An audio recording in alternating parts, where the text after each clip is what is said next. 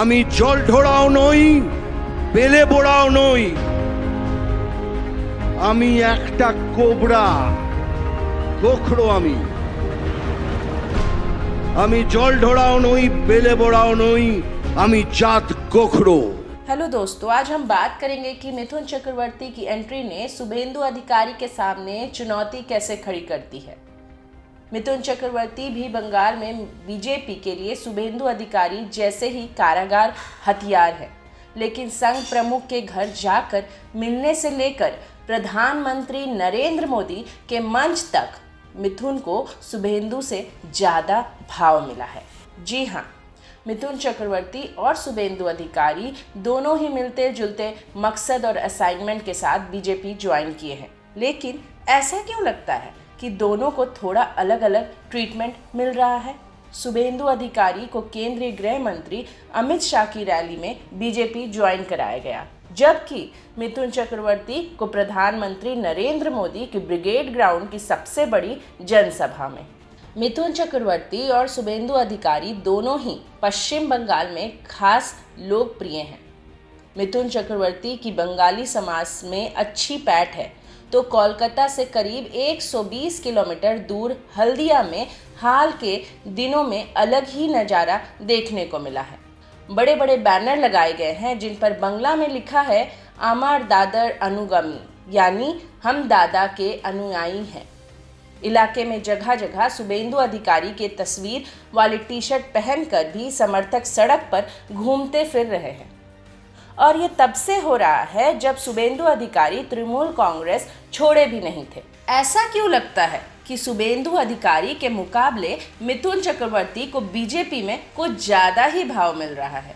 कहीं मिथुन चक्रवर्ती बीजेपी नेतृत्व के प्लान बी का हिस्सा तो नहीं है।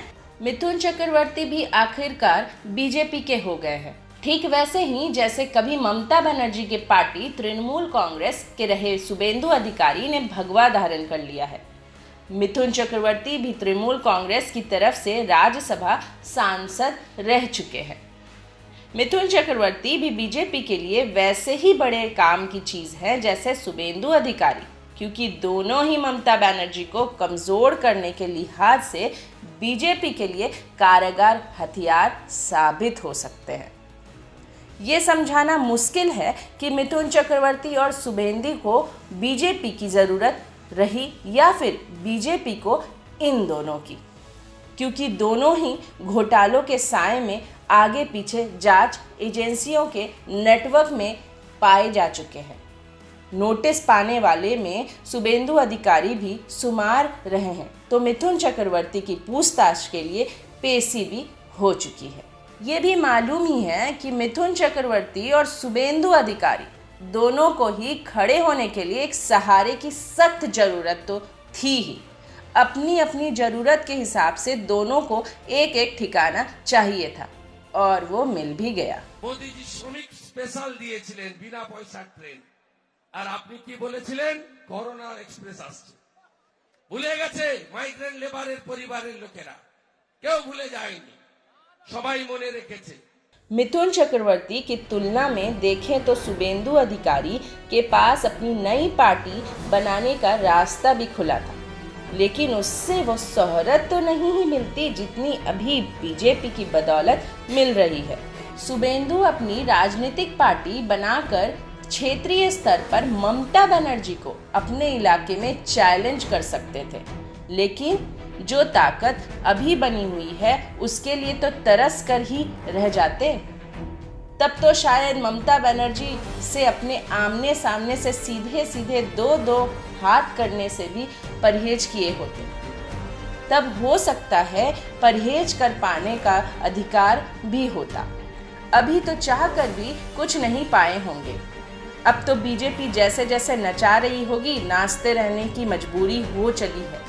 अगर एक बार ममता के खिलाफ चुनाव लड़ने का मन नहीं भी रहा होगा तो भी मना कर पाने की स्थिति कहाँ रही। मिथुन चक्रवर्ती के पास तो शुभेंदु अधिकारी जैसे रास्ता भी नहीं थे, क्योंकि वो दोबारा तो ममता बनर्जी की मदद लेना भी नहीं चाह रहे होंगे, खास करके तब जब वो भी उस कतार में शामिल हो चुके हैं, जिसमें लोग तृणमूल कांग्रेस के डूबती जहाज समझ रहे होंगे। मिथुन चक्रवर्ती के बीजेपी के हो जाने की चर्चा तो काफ़ी दिनों से चल रही थी। उस दिन के बाद तो करीब करीब पक्का ही मान लिया गया था जब मिथुन चक्रवर्ती और आरएसएस प्रमुख मोहन भगावत की मुंबई में मुलाकात हुई। संघ प्रमुख मोहन भगावत और नागपुर से चलकर मिथुन चक्रवर्ती के घर मुंबई पहुंचकर मुलाकात करना कोई मामूली राजनीतिक घटना तो रही नहीं। आखिर ये उसी गौर राजनीतिक, निजी और पारिवारिक मुलाकात का नतीजा ही तो है। ये सब सुनकर लगता है कि मिथुन कहीं बीजेपी के प्लान बी का हिस्सा तो नहीं। ब्रिगेड ग्राउंड में बीजेपी का चोला अपनाते ही मिथुन चक्रवर्ती ने फिल्मी स्टाइल में राजनीतिक डायलॉग सुनाया, मैं 1 नंबर का कोबरा हूँ, डसूंगा तो तुम फोटो बन जाओगे। कोबरा गोखड़ो আমি জল ঢোড়াও নই, বেলে বোড়াও নই, আমি জাত গোখরো, এক ছোবলে ছবি। এবার কিন্তু এটাই হবে। দাদার প্রতি ভরসা রাখবেন, আমার কথায় বিশ্বাস রাখবেন। मानकर चलना होगा मिथुन चक्रवर्ती का ये डायलॉग पश्चिम बंगाल के मुख्यमंत्री ममता बनर्जी को ही समर्पित रहा होगा। वैसे भी मिथुन चक्रवर्ती के लिए भी ममता बनर्जी ने कोई काम नहीं किया है, शुभेंदु अधिकारी के मुकाबले सोचे तब भी।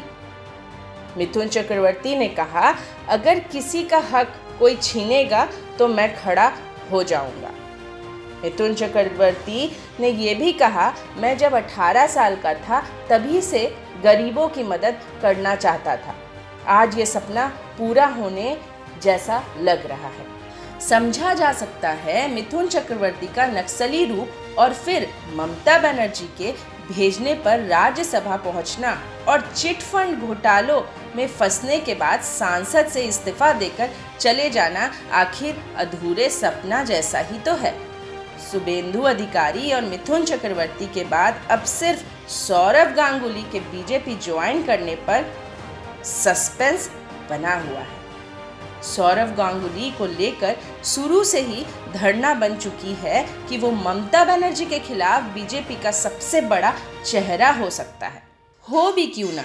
जिस तरीके से सौरव गांगुली ने कोलकाता में राजभवन जाकर गवर्नर जगदीप के बाद दिल्ली की फ्लाइट पकड़कर अमित शाह से तावातोड़ मुलाकातें की, राजनीति में जरा भी नज़र रखने वाले कोई भी मायने समझने की कोशिश तो करेगा ही। मान लेते हैं कि अमित शाह ने सौरव गांगुली की मुलाकात एक ऐसे कार्यक्रम में हुई जो राजनीति और क्रिकेट दोनों के लिए कॉमन था, लेकिन ठीक पहले राज्यपाल से मिलना का कुछ मतलब होता ही है। सौरव गांगुली पर सस्पेंस बढ़ाने में उनकी सेहत की भी भूमिका है। निश्चित तौर पर तबीयत खराब नहीं हुई होती और अस्पताल में भर्ती नहीं होना पड़ा होता तो क्या पता फिलहाल मिथुन चक्रवर्ती से ज़्यादा बीसीसीआई अध्यक्ष सौरव गांगुली की चर्चा हो रही होती। हाल फिलहाल सौरव गांगुली को लेकर कुछ मीडिया रिपोर्ट में उनके प्रधानमंत्री मोदी के सामने मंच पर बीजेपी ज्वाइन करने की रिपोर्ट आई थी, लेकिन तभी पश्चिम बंगाल बीजेपी अध्यक्ष दिलीप घोष ने ऐसी खबरों के सिरे से खारिज कर दिया। उसके ठीक बाद पश्चिम बंगाल बीजेपी प्रभारी कैलाश विजयवर्गीय का भी बयान आ गया कि बीजेपी जिन राज्यों में सत्ता में नहीं होती, मुख्यमंत्री पद का चेहरा घोषित नहीं किया जाता। हालांकि ऐसे कई उदाहरण हैं जो कैलाश विजयवर्गीय के दावे को गलत ठहराते हैं। आसाम में सर्बानंद सोनोवाल, हिमाचल प्रदेश के प्रेम कुमार धूमल और कर्नाटक में बीएस येदियुरप्पा बतौर सीएम कैंडिडेट चुनाव लड़ चुके हैं। मिथुन चक्रवर्ती को लेकर कैलाश विजयवर्गीय कह चुके हैं कि वो चुनाव नहीं लड़ेंगे बल्कि बीजेपी के हाथों को मजबूत करेंगे। कैलाश विजयवर्गीय का ये बयान उनकी मिथुन चक्रवर्ती से मुलाकात के बाद उनको मुख्यमंत्री पद का चेहरा जाने के कायों से के बाद आया है। कैलाश विजयवर्गीय का जो भी कहे, जैसे ये साफ हो चुका है कि मिथुन चक्रवर्ती और मोहन भागवत की मुंबई वाली मुलाकात महज पारिवारिक नहीं थी। बस लग तो यही रहा है जैसे मिथुन चक्रवर्ती ही अब सौरव गांगुली की जगह लेने वाले हैं।